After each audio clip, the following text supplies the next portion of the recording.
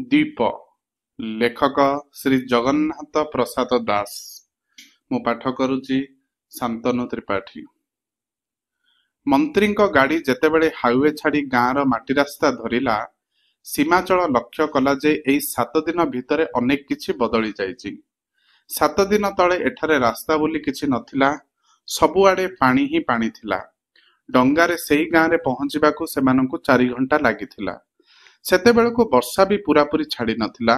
ଦିନବେଳେ ଆକାଶରେ ମେଘ ଭର୍ତ୍ତି ଥାଇ ଅନ୍ଧାର ଅନ୍ଧାର ଦେଖାଯାଉଥିଲା ଓ ଝିପିଝିପି ବର୍ଷା ହେଉଥିଲା। ଅସରନ୍ତି ପାଣି ମଝିରେ ଗାଁର ଟାପୁମାନଙ୍କୁ ଟପି ସେମାନେ ଯେତେବେଳେ ସେଇ ଗାଁରେ ପହଞ୍ଚିଲେ, ବର୍ଷା ଛାଡ଼ି ସାମାନ୍ୟ ଖରା ପଡୁଥିଲା। ସେଠାରେ ଗାଁର ନାମଗନ୍ଧ ନଥିଲା। ଚତୁର୍ଦିଗ ବ୍ୟାପୀ ଜଳରାଶି ମଝିରେ ସାମାନ୍ୟ ଶୁଖିଲା ଜାଗା ଓ ଗୋଟିଏ ବଡ଼ ଗଛକୁ ଘେରି ଗାଁର 150 ଲୋକ ବସିଥିଲେ। 2 ଦିନ ଆଗରୁ ଗାଁ ଭାସି ଯାଇଥିଲା ଏବଂ ଲୋକମାନେ ଆସି ଆଶ୍ରୟ ନେଇଥିଲେ ଏଇ ଟାପୁ ଉପରେ। ପୂର୍ବଥର ସୀମାଚଳ ଗୋଟିଏ ସାହାଯ୍ୟକାରୀ ଦଳ ସହିତ ସେଠାକୁ ଯାଇଥିଲା। ଏଇ ଗାଁ ସହିତ ତାର ସାମାନ୍ୟ ପରିଚୟ ଥିଲା, କାରଣ ପ୍ରାୟ ବର୍ଷକ ପୂର୍ବରୁ ଦାରିଦ୍ର୍ୟର ସୀମାରେଖା ବିଷୟରେ ଲେଖିବା ପାଇଁ ସେ ଯେଉଁ ଗୋଟିଏ ନିର୍ଦ୍ଦିଷ୍ଟ ଗାଁକୁ ଚିତ୍ରଣ କରିବାକୁ ଯାଇଥିଲା, ସେଇଠି ଥିଲା ଏଇ ଗାଁଟି। ସୀମାଚଳ ସହରରେ ମଧ୍ୟବିତ୍ତ ପରିବାରରେ ବଢି ଆସିଥିଲା ଏବଂ ଗାଁ ବିଷୟରେ ତାର କୌଣସି ଧାରଣା ନଥିଲା। ଏଇ ଗାଁଟିକୁ ଆସିଥିବା ବେଳେ ତାର କେବଳ ଗୋଟିଏ ଗ୍ରାମ୍ୟ ଅଞ୍ଚଳ ସହିତ ପରିଚୟ ହେଉନଥିଲା। ସେ ଦାରିଦ୍ର୍ୟକୁ ପାଖରୁ ଦେଖିବାକୁ ପାଇଥିଲା ପ୍ରଥମ ଥର ପାଇଁ। ଅଭାବ ଓ ଦାରିଦ୍ର୍ୟ ଯେ ଏତେ କଠୋର ଓ ଅମାନୁଷିକ ହୋଇପାରେ, ସେ ଏଇ ଗାଁକୁ ଦେଖି ଜାଣିଲା। ଲୋକମାନେ କେବଳ ଦାରିଦ୍ର୍ୟର ନୁହଁ, ମନୁଷ୍ୟତ୍ୱର ସୀମାରେଖା ତଳେ ଥିଲେ, କାରଣ ସେମାନେ ଯେଉଁଭଳି ଦୈନ୍ୟରେ ରହୁଥିଲେ, ସେଥିରେ ମଣିଷର ସମ୍ମାନ ନେଇ ରହିବା ସମ୍ଭବ ନଥିଲା। ଏଇ ଗାଁର ଘର ସବୁ ଝାଟିମାଟିର କୁଡ଼ିଆ ଥିଲା ଏବଂ ଘର ଭିତରେ ମାଟି ହାଣ୍ଡି ଛଡ଼ା ଆଉ କାହାରି କିଛି ଅନ୍ୟ ଜିନିଷ ନଥିଲା। ଲୋକମାନଙ୍କର ଜମିବାଡ଼ି ନଥିଲା। ସେମାନେ ଦିନ ମଜୁରୀ କରି ଚଳୁଥିଲେ ଏବଂ ଯେତେବେଳେ କାମ ମିଳୁନଥିଲା, ଜଙ୍ଗଲକୁ ଯାଇ ଚେରମୂଳ ଖୋଜୁଥିଲେ ଅଥବା ଉପାସରେ ରହୁଥିଲେ। ସୀମାଚଳ ତାର ଖବରକାଗଜରେ ଏଇ ଗାଁ ବିଷୟରେ ଏକ କରୁଣ କାହାଣୀ ଲେଖିଥିଲା। ସେ ଯେତେବେଳେ ଏଇ ଅଞ୍ଚଳରେ ବନ୍ୟା ହେବାର ଖବର ପାଇଲା, ସରକାରୀ ଅଫିସ ମାନଙ୍କ ସହିତ ଯୋଗସୂତ୍ର କରି ସେଠାକୁ ଯିବାକୁ ସମର୍ଥ ହୋଇଥିଲା ସାହାଯ୍ୟକାରୀ ଦଳ। ଖାଇବା ଜିନିଷ ଓ ଔଷଧ ଯାଉଥିବା ଡଙ୍ଗାରେ। ସେମାନେ ଯେତେବେଳେ ସେ ଗାଁରେ ପହଞ୍ଚିଲେ, ତାଙ୍କର ଡଙ୍ଗାକୁ ଦେଖି ଲୋକମାନେ ଆନନ୍ଦରେ ପାଟି କରି ତାଙ୍କ ପାଖକୁ ଲାଗି ଆସିଲେ। ସୀମାଚଳକୁ ଦେଖି ଗାଁ ବାଲା ଖୁସି ହେଲେ। ଯଦିଓ ଲୋକମାନେ ବନ୍ୟାର ଘେରରେ 2 ଦିନ ଅଖିଆ ଅପିଆ ରହିଥିଲେ, ଏଥରକ ସୀମାଚଳ ସେମାନଙ୍କ ଭିତରେ କୌଣସି ଅସହାୟତାର ଲକ୍ଷ୍ୟ କଲା ନାହିଁ, ଯାହା ସେ ଲକ୍ଷ୍ୟ କରିଥିଲା ବର୍ଷକ ତଳେ ସେମାନଙ୍କ ସହିତ କଥାବାର୍ତ୍ତା କରିବା ବେଳେ। ସେମାନେ ଯେପରି ଏଭଳି ପରିସ୍ଥିତି ପାଇଁ ଅପ୍ରସ୍ତୁତ ନଥିଲେ ଏବଂ ଭୋକିଲା ରହିବାରେ ଅଭ୍ୟସ୍ତ ଥିଲେ, ଅଥବା ଏଇଭଳି ଏକ ଦୁର୍ବିପାକ ସେମାନଙ୍କୁ ଅନ୍ୟ ଲୋକରେ ପରିଣତ କରିଦେଇଥିଲା, ଏହା ସହିତ ଲଢ଼ିବା ପାଇଁ ସେମାନେ ଯେପରି ବଦ୍ଧପରିକର ଥିଲେ। ଖାଇବା ଜିନିଷ ବଣ୍ଟା ହୋଇଯିବା ପରେ କୋଳାହଳ ସାମାନ୍ୟ କମିଲା ଏବଂ ଗାଁ ବାଲା ସେମାନଙ୍କର ଗାଁ କେମିତି ଭାସିଗଲା ସେ କଥା କହିଲେ। ଯାହା କିଛି ଜିନିଷ ପତ୍ର ଥିଲା, ତାକୁ ଧରି ସେମାନେ ଉଚ୍ଚ ଜମି ଉପରକୁ ଚାଲି ଆସିଥିଲେ, କିନ୍ତୁ ତାଙ୍କର କୁଡ଼ିଆ ଘର ସବୁ ଭାସି ଯାଇଥିଲା। ଆଉ କିଛି କ୍ଷୟକ୍ଷତି ହୋଇନଥିଲା, କେବଳ ଗୋଟିଏ ବୁଢ଼ା ଜ୍ୱରରେ ପଡ଼ି ମରିବା ଅବସ୍ଥାରେ ଥିଲା। ସୀମାଚଳ ଯାଇ ବୁଢ଼ାକୁ ଦେଖିଲା। ତା ପାଇଁ ଆଉ କିଛି କରିବାର ନଥିଲା, କାରଣ ବୁଢ଼ା ସେତେବେଳକୁ ଶେଷ ନିଶ୍ୱାସ ନେଉଥିଲା। ତାର ପରିବାର ଲୋକମାନେ ତାକୁ ଘେରି ବସିଥିଲେ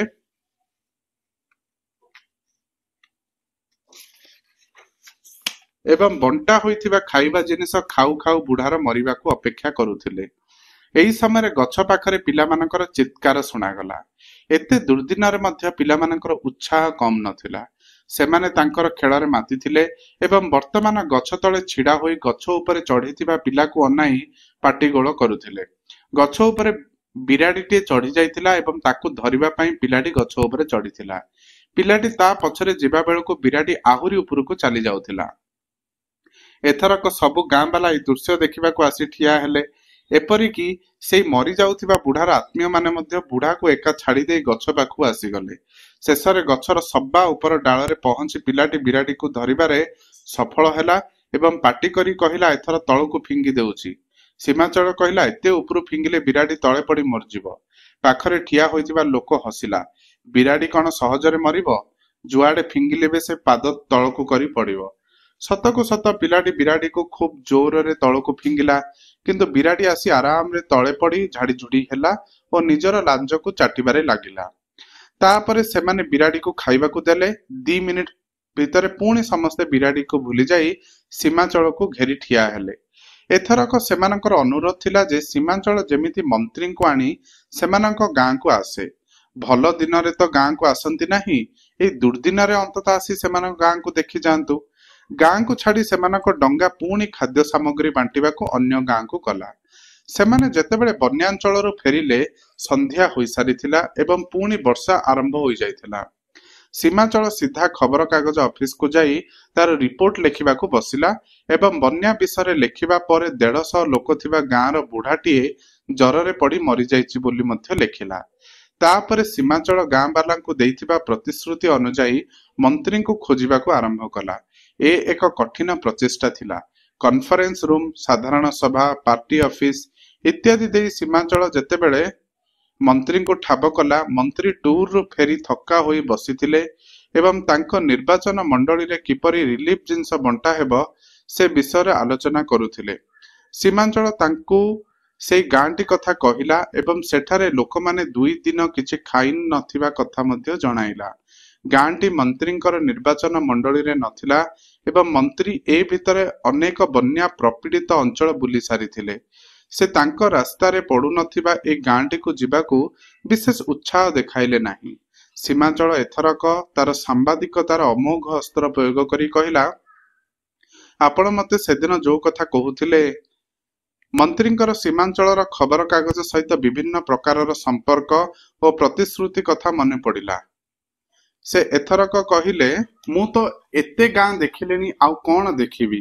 ସୀମାଞ୍ଚଳ କହିଲା, ଆପଣ ଗୋଟିଏ ସବୁଠାରୁ ଗରିବ ଗାଁ ଦେଖିବେ, ଯେଉଁଠାରେ ଲୋକମାନେ ଏପର୍ଯ୍ୟନ୍ତ ଭୋକ ଉପାସରେ ଅଛନ୍ତି ଏବଂ ଆପଣ ଯେ କହୁଛନ୍ତି ଯେ ବନ୍ୟାରେ କୌଣସି ଜୀବନ ହାନି ହୋଇନାହିଁ, ଏଇ ଗାଁରେ ଅନ୍ତତଃ ଜଣେ ଲୋକ ମରିଛି।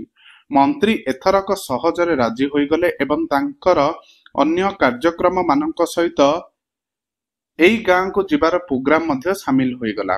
କିନ୍ତୁ ସେମାନେ ପ୍ରକୃତରେ ଯାଇପାରିଲେ 7 ଦିନ ପରେ। ସେତେବେଳକୁ ବର୍ଷା ପୁରାପୁରି ଛାଡି ଯାଇଥିଲା, ଆଉ ପାଣି ନଥିଲା ଏବଂ ଏତେ ଖରା ହେଉଥିଲା ଯେ ମରୁଡ଼ିର ଆଶଙ୍କା ହେଉଥିଲା। ରାସ୍ତାଘାଟ ଶୁଖି ଯାଇଥିଲା ଏବଂ ଜିପ୍ ବର୍ତ୍ତମାନ ସ୍ୱଚ୍ଛନ୍ଦରେ ଯାଇପାରୁଥିଲା। ରାସ୍ତା 2 ପାଖକୁ ଅନାଇଲେ ବିଶ୍ୱାସ କରି ହେଉନଥିଲା ଯେ ମାତ୍ର 7 ଦିନ ତଳେ ଏଇ ସବୁ ଜାଗା ପାଣି ଭର୍ତ୍ତି ହୋଇଥିଲା। କେବଳ ମଝିରେ ମଝିରେ ଭାଙ୍ଗି ଯାଇଥିବା ରାସ୍ତା ଓ ପୋଲକୁ ଦେଖିଲେ ବନ୍ୟାର ଭୟଙ୍କରତାର ସୂଚନା ମିଳୁଥିଲା। ବନ୍ୟା ହୋଇଥିବା ଆଉ ଗୋଟେ ସ୍ମାରକୀ ଥିଲା ଗାଁ ମାନଙ୍କରେ ରିଲିଫ ଚାଉଳ ନେବାକୁ ଆସୁଥିବା ଲୋକମାନଙ୍କର ଭିଡ। ଗାଁର ଆବାଳ ବୃଦ୍ଧ ବନିତା ବର୍ତ୍ତମାନ ସାହାଯ୍ୟକାରୀ ଦଳମାନ ନେଇ ଆସୁଥିବା ସାହାଯ୍ୟ ଅପେକ୍ଷାରେ ହିଁ ରହୁଥିଲେ। ମନ୍ତ୍ରୀ ରାସ୍ତାରେ ଯେତେ ଗାଁକୁ ଗଲେ ସବୁଠାରେ ଏହି ଭିଡ ଥିଲା ଏବଂ ସବୁଠାରେ ସାହାଯ୍ୟର ପରିମାଣ ବିଷୟରେ ଅଭିଯୋଗ ମାନ ହେଉଥିଲା। ଯଦିଓ ବିଭିନ୍ନ ଜାଗାରେ ଲୋକମାନଙ୍କର ସାହାଯ୍ୟ ପାଇଁ ମାଟି କାମ ହେଉଥିଲା, ଗାଁର ସୁସ୍ଥ ସବଳ ଯୁବକମାନେ କାମ ନ କରି ରାସ୍ତା ପାଖରେ ରିଲିଫ ଚାଉଳ ପାଇଁ ଧାଡି ବାନ୍ଧି ଛିଡା ହେଉଥିଲେ। ଏକ ଅତ୍ୟନ୍ତ ଲଜ୍ଜାଜନକ ଦୃଶ୍ୟ ଥିଲା। ଏଇଭଳି ବିଭିନ୍ନ ଗାଁ ଦେଇ ଯାଉ ଯାଉ ରିଲିଫ ଜିନିଷ ସବୁ ସରିଗଲା। ମନ୍ତ୍ରୀ ସୀମାଞ୍ଚଳକୁ ପଚାରିଲେ, କଣ ତମ ଗାଁକୁ ଖାଲି ହାତରେ ଯିବା? ସୀମାଞ୍ଚଳ କହିଲା, ମୁଁ ସେ ଗାଁ ଲୋକଙ୍କୁ କଥା ଦେଇଛି, ଅଳ୍ପ ସମୟ ପାଇଁ ହେଲେ ବି ଯିବା। ଏଥରକ ଜିପ୍ ସେଇ ଗାଁର ରାସ୍ତା ଧରିବା ବେଳେ ସୀମାଞ୍ଚଳ ନିଜକୁ ପ୍ରଶ୍ନ କଲା, ସେ କାହିଁକି ମନ୍ତ୍ରୀଙ୍କୁ ନେଇ ସେ ଗାଁ ଯାଉଛି? କେବଳ ତାର ପ୍ରତିଶ୍ରୁତି ପୂରଣ ପାଇଁ, ନା ସେମାନେ ଗଲେ ଗାଁ ଲୋକଙ୍କର କିଛି ଉପକାର ହେବ? ସେ ଗାଁର କଣ ସୁବିଧା ହୋଇପାରେ ମନ୍ତ୍ରୀ ସେଠାକୁ ଗଲେ? ସୀମାଞ୍ଚଳ ବର୍ତ୍ତମାନ ନିଜକୁ ସାମାନ୍ୟ ଅପରାଧୀ ମନେ କଲା। ଯାହା ସେ ମନେ କରିଥିଲା, ସେଇ ଗାଁକୁ ପ୍ରଥମ ଥର କରି ଯିବା ବେଳେ ଲୋକମାନେ ସହିତ କଥାବାର୍ତ୍ତା କରି ଫେରି ଆସିବା ପରେ ତାର ରିପୋର୍ଟ ଲେଖିବା ବେଳେ ତାର କେମିତି ମନେ ହେଉଥିଲା ଯେ ସେଇ ଲୋକମାନଙ୍କର ଦୁଃଖ ଦୁର୍ଦ୍ଦଶା ପାଇଁ ସେ ନିଜେ ଯେମିତି କୋଉ ହିସାବରେ ଦାୟୀ। ଗାଁ ମୁଣ୍ଡରେ ଯେତେବେଳେ ଯାଇ ଜିପ୍ ଅଟକିଲା, ସୀମାଞ୍ଚଳ ନିଜ ଆଖିକୁ ବିଶ୍ୱାସ କରିପାରିଲା ନାହିଁ। ଗାଁ ଠିକ ସେମିତି ଥିଲା ଯେମିତି ତାକୁ ସେ ବର୍ଷକ ତଳେ ଦେଖିଥିଲା। 2 ଧାଡି ଭଙ୍ଗା କୁଡିଆ ଘର, ମଝିରେ ଖେଳୁଥିବା ଲଙ୍ଗଳା ପିଲା, ବୁଲା କୁକୁର। ଏତେ ବଡ ବନ୍ୟା ହୋଇଯାଇଥିବାର କୌଣସି ଚିହ୍ନ ବର୍ଣ୍ଣ ନାହିଁ। ମନ୍ତ୍ରୀ କହିଲେ, କଣ ଏ ଗାଁ ତ ବେଶ ଠିକ ଠାକ ଦେଖାଯାଉଛି, ବରଂ ଅନ୍ୟ ଗାଁ ମାନଙ୍କରେ ବେଶୀ କ୍ଷୟକ୍ଷତି ଦେଖାଯାଉଥିଲା। ମନ୍ତ୍ରୀ ଠିକ କହିଥିଲେ ଏବଂ ସୀମାଞ୍ଚଳ ଚୁପ ରହିଲା। କିପରି ତାଙ୍କୁ ସୀମାଞ୍ଚଳ ବୁଝାଇଥାନ୍ତା ଯେ ଏ ଗାଁରେ କ୍ଷୟକ୍ଷତି ହେବା ପାଇଁ କିଛି ବି ନଥିଲା।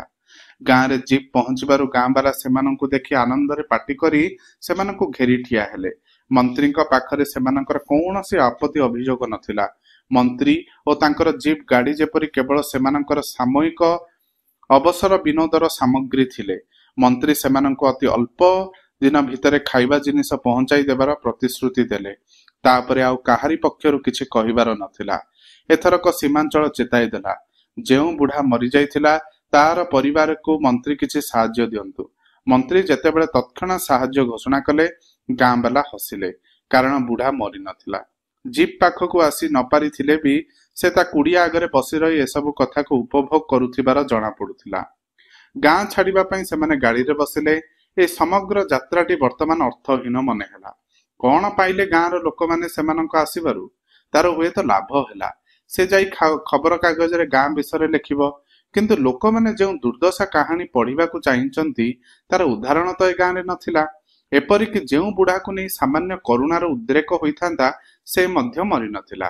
ମନ୍ତ୍ରୀଙ୍କ ଭଳି ସୀମାଞ୍ଚଳ ବି ନିରାଶ ହେଲା। ଜିପ୍ ଛାଡିବାରୁ ମନ୍ତ୍ରୀ କହିଲେ, କଣ ଏଥରକ ସନ୍ତୁଷ୍ଟ ହେଲ ତ? ହଉ, କାଲି ଏଠିକି କିଛି ରିଲିଫ ପଠାଇଦେବା। ସୀମାଞ୍ଚଳ ଜିପ୍ରେ ବସି ପଛକୁ ଅନାଇଲା। ସଞ୍ଜର ନିଷ୍ପ୍ରାଣ ଆଲୁଅରେ ସବୁଆଡୁ ଅଲଗା ରହିଥିବା ଦୀପ ଭଳି ଗାଁଟି ମ୍ଳାନ ଓ ମଳିନ ଦେଖାଯାଉଥିଲା। ବର୍ଷକ ତଳେ ସେ ଏଇ ଗାଁଟିକୁ ଯେମିତି ଦେଖିଥିଲା ଠିକ୍ ସେମିତି। କିଛି ବି ପରିବର୍ତ୍ତନ ହୋଇନଥିଲା ଏଠାରେ। ଏଇ ପୁରୁଣା ଗାଁରେ ଘର ସବୁ ସେମିତି ଭଙ୍ଗାରୁଜା, ଲୋକମାନେ ସେମିତି ଗରିବ ଓ ସେମିତି ଭୋକ ଉପାସରେ, ଏବଂ ସେମାନଙ୍କର ଆଶା ନିରାଶାରେ କୌଣସି କ୍ଷୟ ବୃଦ୍ଧି ହୋଇନାହିଁ। ବୁଢା ଏବେ ବି ବଞ୍ଚିଛି, ପିଲାମାନେ ଲଙ୍ଗଳା ହୋଇ ଖେଳୁଛନ୍ତି, ବିରାଡି ମରିନାହିଁ, ଗାଁ ବନ୍ୟାରେ ଉଜଡା ହୋଇଯାଇନାହିଁ। ସ୍ୱାଧୀନତା ପଞ୍ଚବାର୍ଷିକ ଯୋଜନା ଏ ଗାଁର କୌଣସି ଲାଭ କରିନାହାନ୍ତି। ଅବହେଳା ଓ ବନ୍ୟାରେ ଗାଁର କ୍ଷତି ହେବାର କିଛି ନାହିଁ। ସୀମାଞ୍ଚଳ ନିଜକୁ ସାମାନ୍ୟ ଆଶ୍ୱାସନା ଦେଲା ଏବଂ ଜିପ୍ ମୋଡ଼ ବୁଲିବା ପୂର୍ବରୁ ଗାଁ ଆଡକୁ ଶେଷ ଥର ପାଇଁ ଅନାଇଲା। ସବୁ ଠିକ୍ ଯେମିତି ଆଗ ଭଳି ଭଙ୍ଗା ଦଦରା ଦରିଦ୍ର କାତର, କିନ୍ତୁ ଜୀଇବାର ଅଦମ୍ୟ ଇଚ୍ଛା ନେଇ ରହିଛି। କିଛି ବି ବଦଳି ନାହିଁ ଏଇ କେଉଁ କେତେ କାଳର ଗାଁ ଏବଂ ତାର ଲୋକମାନଙ୍କର। ଧନ୍ୟବାଦ।